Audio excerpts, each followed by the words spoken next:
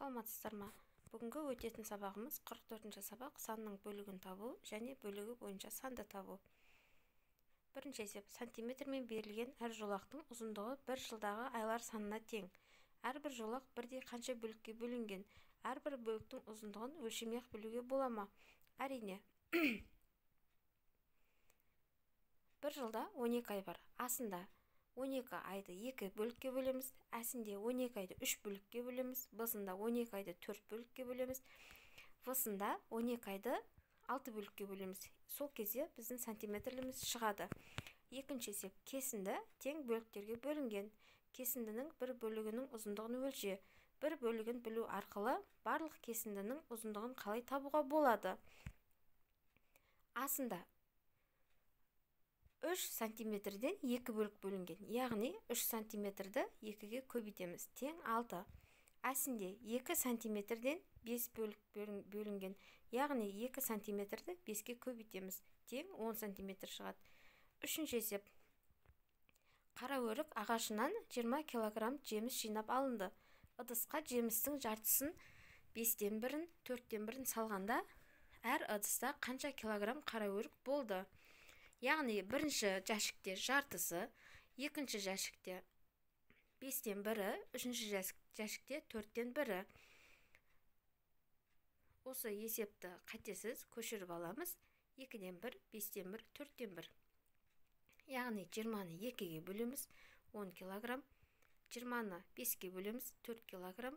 20-ны 4-ге бөлеміз, 5 килограмм. Төртінші: бір қарбыздың массасы 8 килограмм. Жарты қарбыздың массасы қаншаға тең? Әсі: жарты қарбыздың массасы 4 килограмм, қарбыздың барлық массасы қанша килограмм?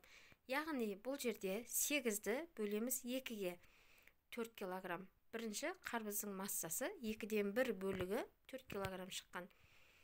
Әсінде қарбыздың 2-ден 1 бөлігі 4 килограмм болса, яғни 2-ні көбейтеміз 4-ге. Қарбыздың жалпы массасы 8 килограмм.